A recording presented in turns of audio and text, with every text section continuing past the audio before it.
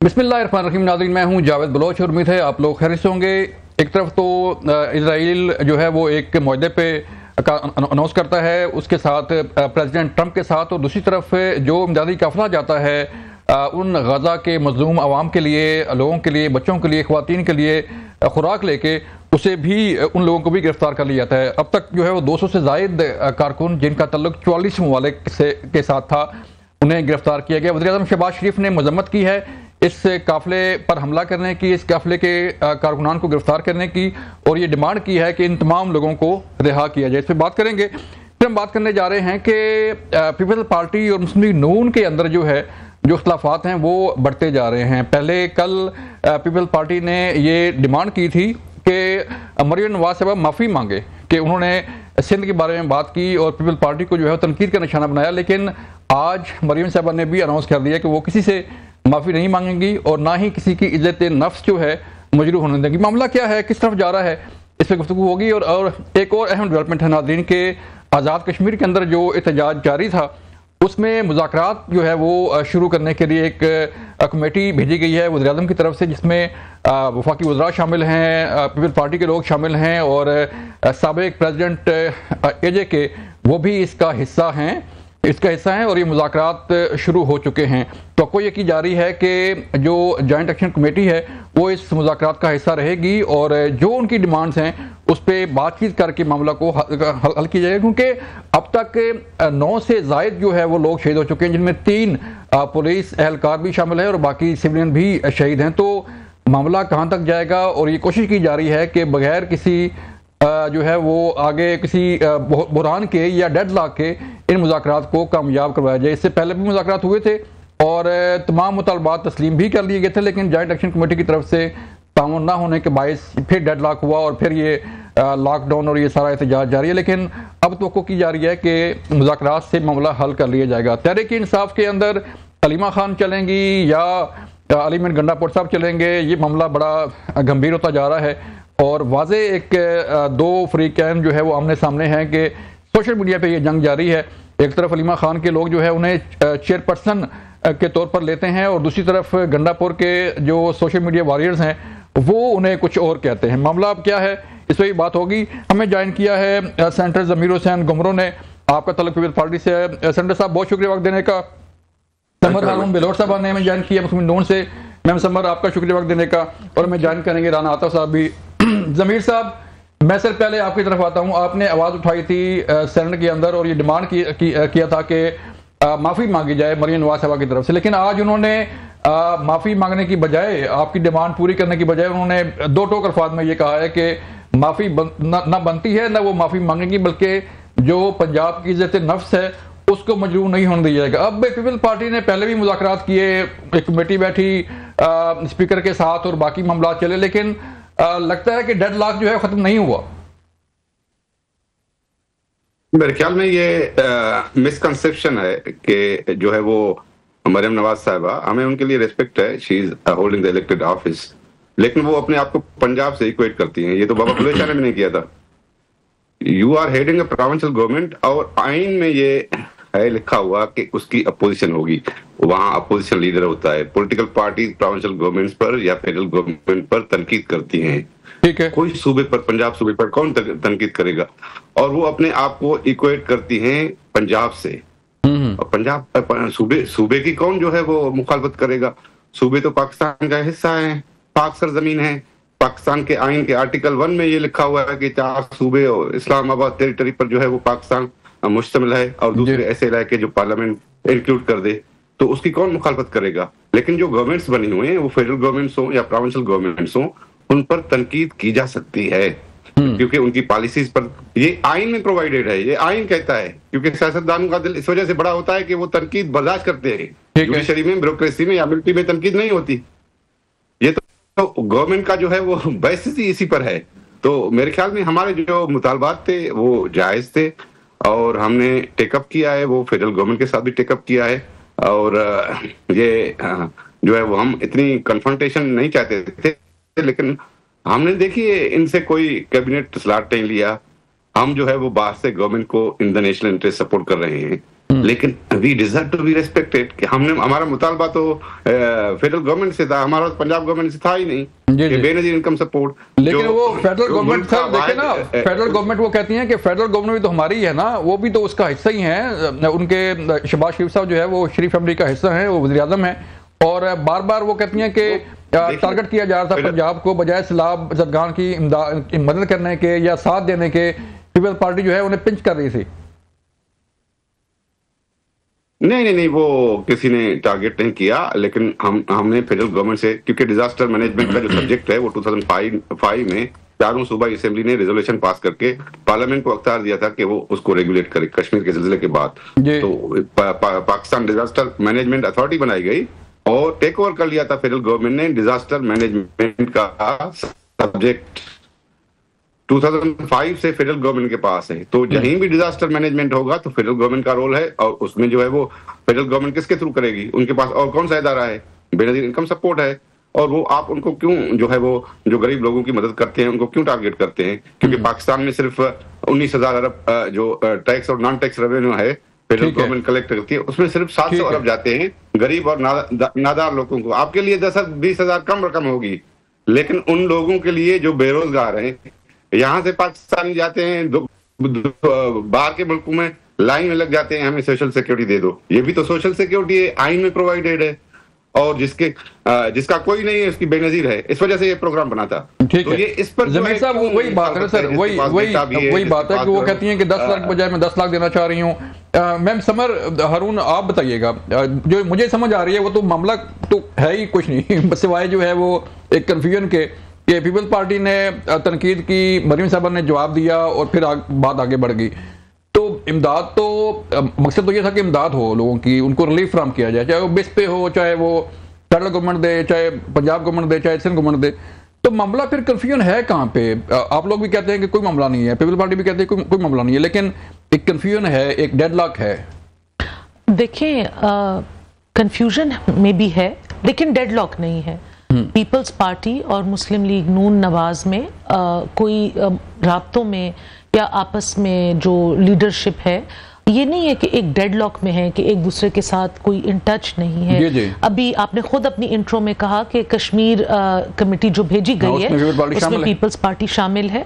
Assembly में जो भी बड़ी डिसीजन मेकिंग होती है, चाहे वो सेनेट हो, चाहे वो नेशनल असेंबली हो, चाहे वो इवन पख्तूनख्वा असेंबली हो, सारे मिल के एज अ टीम वर्क करते हैं। हाँ, थोड़ी बहुत अब ये ऊंच नीच होती है, और ये तो देखिए हर सियासी पार्टी की एक अपनी राय होगी, एक अपनी विश होगी। हमारे जो पीपल्स पार्टी के दोस्त हैं उनको लगता होगा कि may be Benazir income support programme एक बेहतर तरीका है, लेकिन आई थिंक मरियम बीबी इस बात पे बड़ी क्लियर हैं। वो एक तो देखिए ना, पंजाब का एडमिनिस्ट्रेटिव कंट्रोल उनके हाथ में है, वो ऑन ग्राउंड हैं, उनके शदीद जो नाकिदीन है वो भी ये कहते हैं, मानते हैं, हर जगह से आवाज उठ रही है कि पंजाब में फ्लड्स को एक्स्ट्रॉर्डिनरी तरीके से हैंडल किया गया। जो जितनी भी कैबिनेट है वो खुद ऑन ग्राउंड, मतलब अपने आप को ना दिन देख रही है ना रात देख रही है। तो उन्होंने पिन पॉइंट किए हुए हैं वो लोग, वो इलाके, वो गांव जिनकी मदद करनी है, और उस मदद को वो इस जो एक long term, because Benazir income support programme का जो कार्ड है वो आज भी है, कल भी था और आने वाले वक्त में भी रहेगा।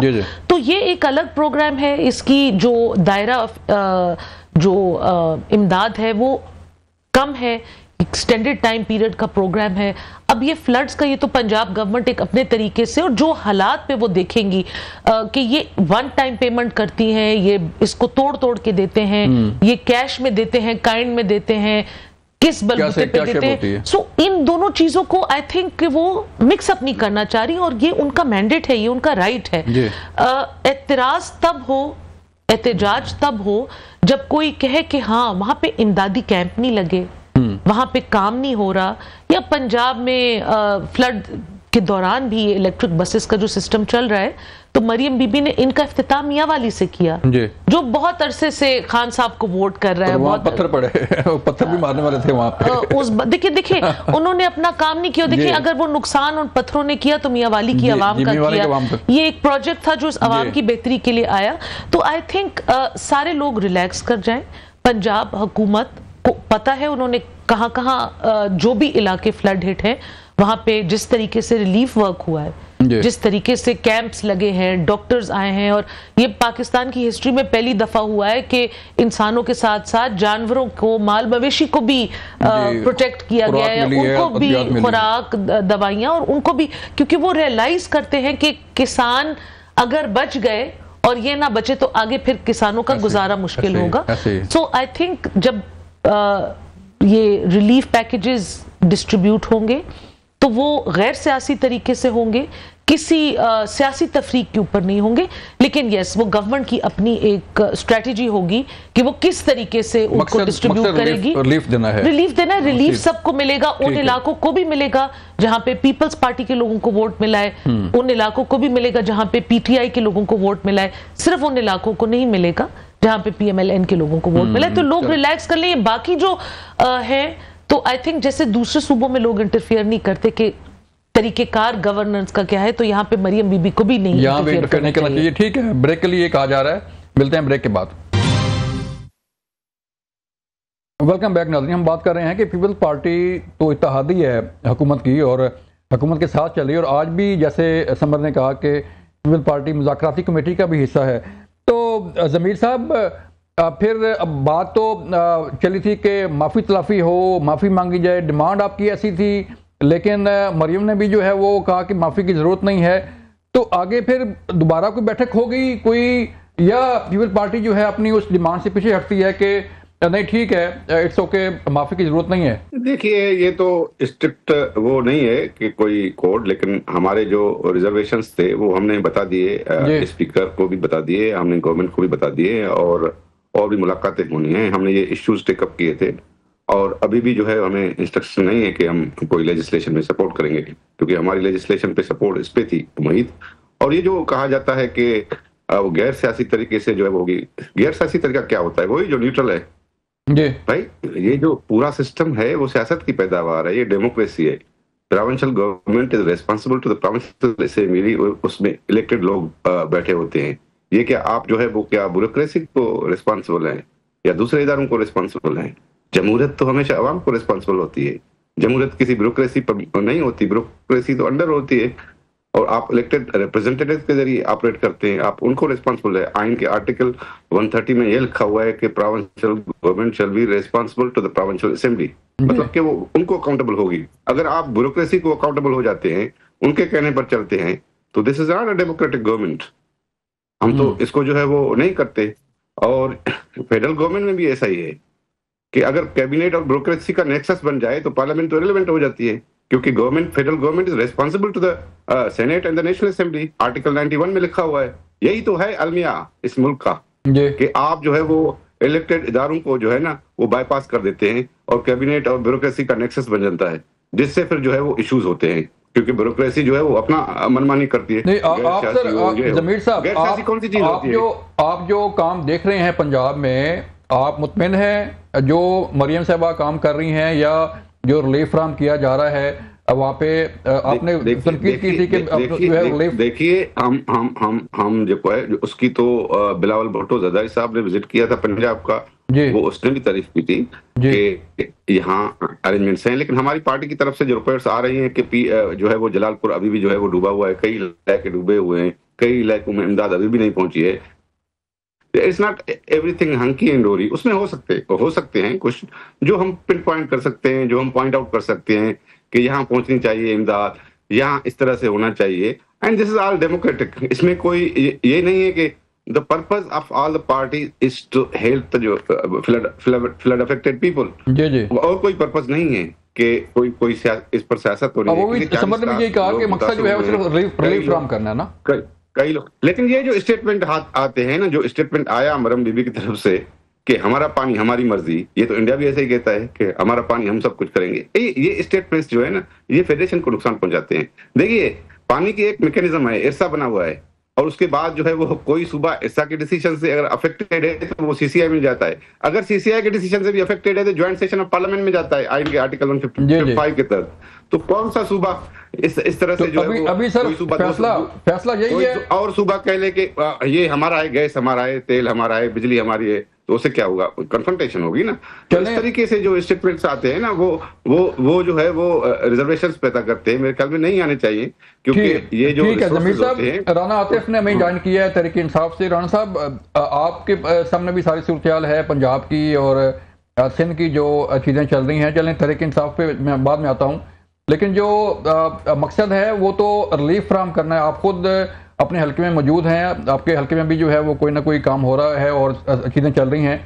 तो इस सियासत पे वो कहते हैं कि सैलाब पे जो है वो सियासत ना की जाए, तो मामला आप क्या समझते हैं, किस तरफ जा रहा है ये? जी शुक्रिया। मुझे आपका सवाल की समझ नहीं है, किस चीज पे की जाए, ये किसने बताना होता है सियासत किसने किस चीज पे करनी, किस चीज पे नहीं करनी? ये जरा सी बड़ी बेईमानी सी बात है। तो देखिए, काम तो कोई भी नहीं हो रहा। कौन सा काम हो रहा है? कोई ना कोई डेवलपमेंट हो रही है, ना कोई गवर्नेंस हो रही है। मईशत की हालत आपके सामने है। पाकिस्तान की मईशत पिछले 78 सालों में इतनी इसकी बुरी परफॉर्मेंस नहीं है जितनी इस वक्त है। पाकिस्तान की मईशत की बुरी परफॉर्मेंस है। पिछले 4 सालों से हम देख रहे हैं कि मईशत हर रही है। आपकी एग्रीकल्चर तबाह हो गई है, आपकी एक्सपोर्ट तबाह हो गई है। आज आप देखिए, प्रॉक्टर एंड गैमल ने अनाउंस कर दिया कि वो पाकिस्तान में अपना बिजनेस ऑपरेशन खत्म कर रहे हैं। इससे पहले और भी बड़ी कंपनी पाकिस्तान में अपना बिजनेस ऑपरेशन खत्म कर रही है, क्योंकि वो समझती हैं कि यहाँ पे जो कंडीशन एनवायरमेंट नहीं है कारोबार करने का। अब सोचें, प्रॉक्टर एंड गैमल जैसी बड़ी कंपनी यहाँ पे कारोबार नहीं कर रही। एक और बहुत बड़ा एक्सपोर्ट ग्रुप है, उसने आज अनाउंस किया है कि वो अपनी एक्सपोर्ट बिजनेस खत्म कर रहे हैं। तो मैं कह रहा हूँ कि एक्चुअली तो काम कोई नहीं हो रहा। पिछले 4 साल हम देख रहे हैं, 2022, 23, 24, 25 भी गुजर गया। तो पाकिस्तान की जो मईशत है वो तो बड़ी अबतर हालत में है। जो कर्जों का हुजम देख लें आप, एक्सपोर्ट की गिरावट देख लें आप जीडीपी की जो आप देख लें, जो उसके अंदर कॉन्ट्रैक्शन आ रही है, लार्ज स्केल मैन्युफैक्चरिंग देख लें, कोई नंबर देख लें, कर्जों का हुजम है, कोई आप चीज देख लें, कोई मुझे आप एक इंडिकेटर बता दें सोशल डेवलपमेंट का, गुर्बत की आप शरह देख लें। वर्ल्ड बैंक ने तो रिपोर्ट पूरी लिख दी है कि पाकिस्तान का जो ग्रोथ का मॉडल है वो फेल हो चुका है। इसके अलावा देखिए, 45% लोग गुर्बत की लकीर से नीचे जा चुके हैं। आप कॉमनवेल्थ की जो रिपोर्ट थी, जो 1.5 साल से नहीं, 1.5 साल से सामने नहीं आई थी, वो देख लें। उन्होंने कहा कि ये सारा इलेक्शन ही रिग्ड इलेक्शन था, एक पार्टी को दबाया गया पूरे इलेक्शन में, उसको कोई मौके नहीं दिए गए इलेक्शन लड़ने के।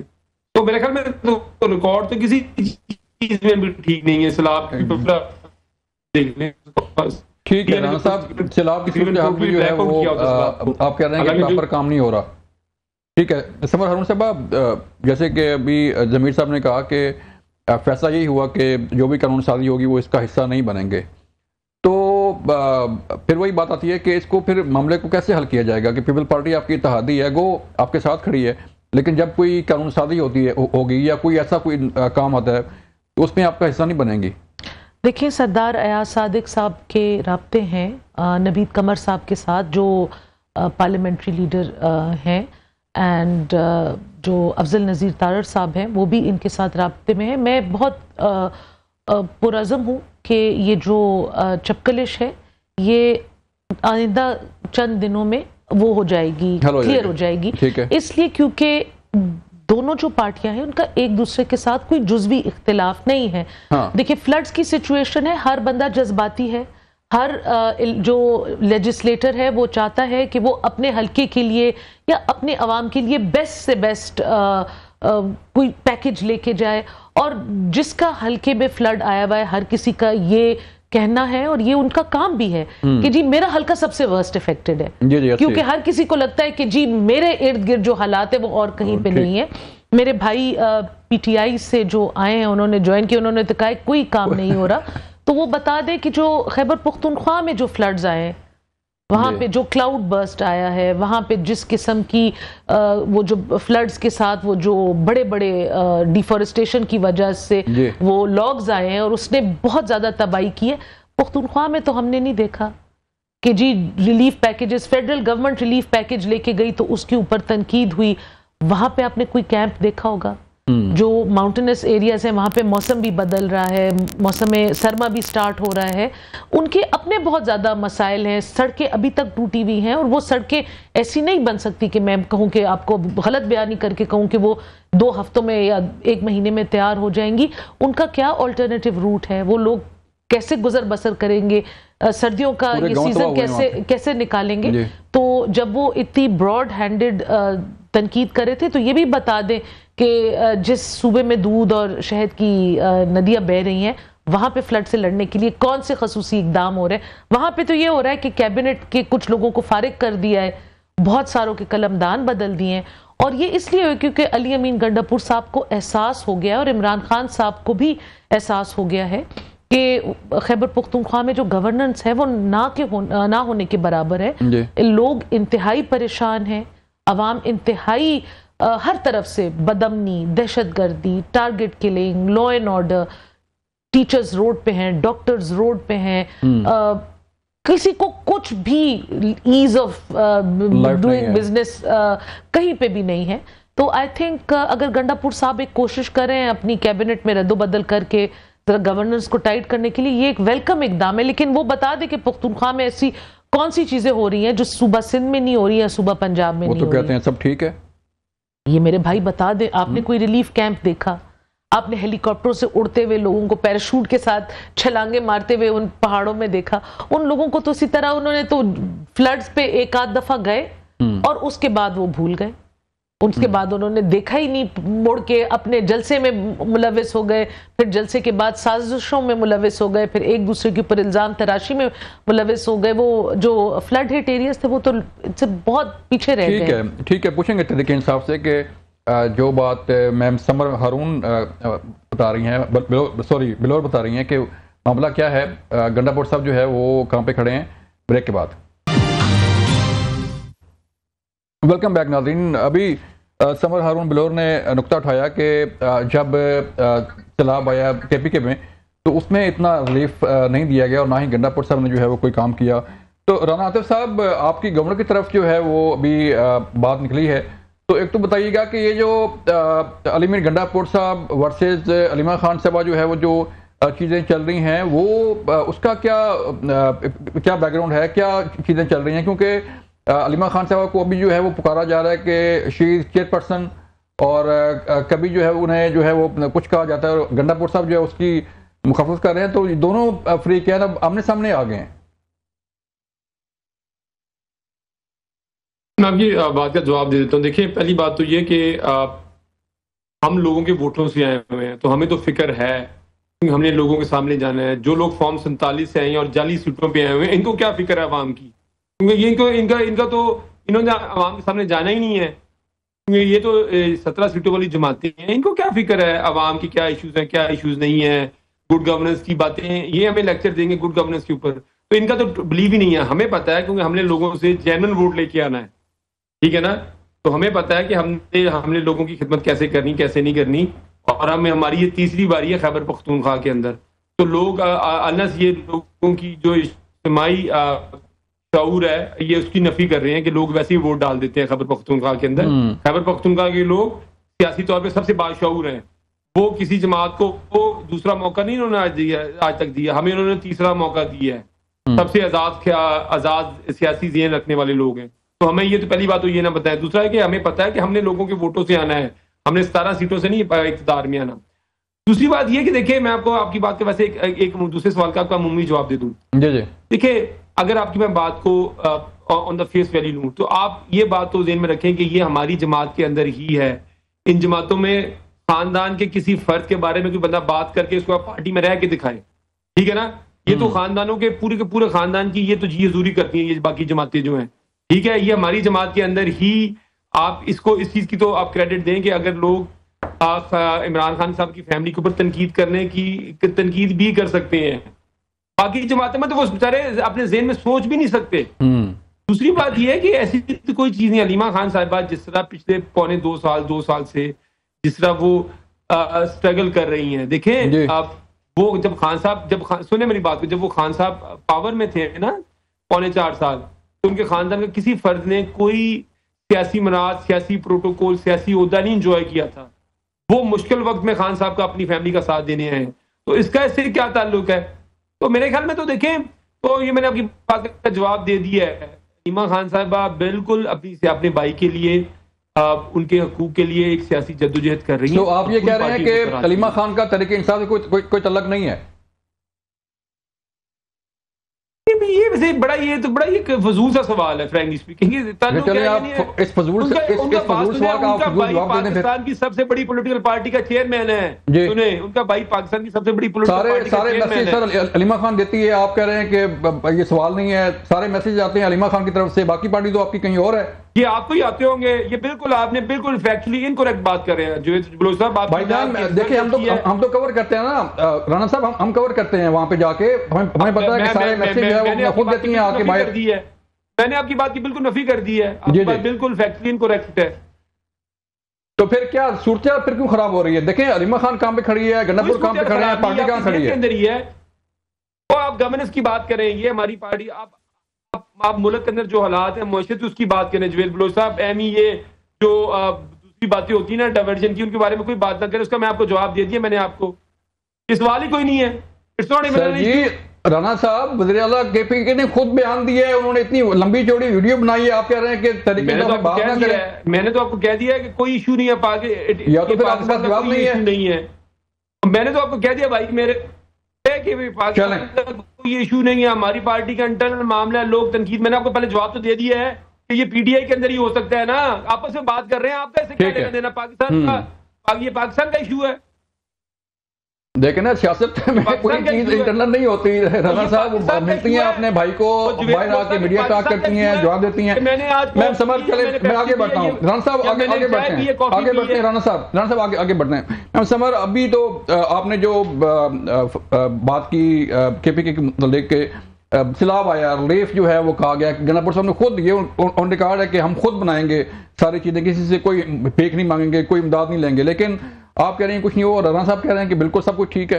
2 दफा जो है वो गवर्नमेंट आ चुकी है, उत्तर से बताएंगी आप तो खुद। देखिए अगर हम इस बात पे गए कि इनकी हुकूमत तीसरी दफा और दूसरी दफा पहली दफा कैसे आई, किसके साथ सेटिंग करके आई, इनके पार्टी के तैमूर झगड़ा, कामरान बंगश आज भी धक्के खा रहे हैं कि कल्यूजन के साथ अली अमीन गंडापुर साहब जो सिटिंग चीफ मिनिस्टर हैं, उनकी कोल्यूजन के साथ एक पूरे ग्रुप को, शौकत यूसुफजई साहब को, महमूद जान साहब को, 12 इनके जो तकड़े लॉ मेकर्स थे उनको असेंबली से बाहर रखा गया। जो आतिफ खान साहब थे, असद कैसर साहब थे, उनको सूबाई असेंबलियों का टिकट नहीं दे के गए।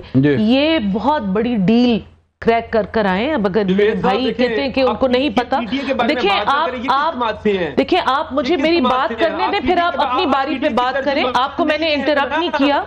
आप पीटीआई की तर्जुमान नहीं है ना। मैं अल्लाह ना करे कि मैं पीटीआई की तर्जुमान हूं। नहीं, आप मुझे मेरी बात खत्म करने दें, फिर आप जवाब दें। ये कहते हैं कि दूसरी पार्टी जो है 17 सीट की पार्टी है, ये वही पार्टी थी जो 35 पंजर का इल्जाम लगाती थी। राणा साहब मैं आता हूं आपके पास। राणा साहब बात सुन लें। ये अब 17 सीटों का इल्जाम लगाती है, पहले 35 पंजर का इल्जाम लगाती थी, बाद में इन्होंने कहा सियासी मफरूजा है। इन्होंने ब्लू एरिया में 1100 लोगों की शहादत का इल्जाम लगाया था।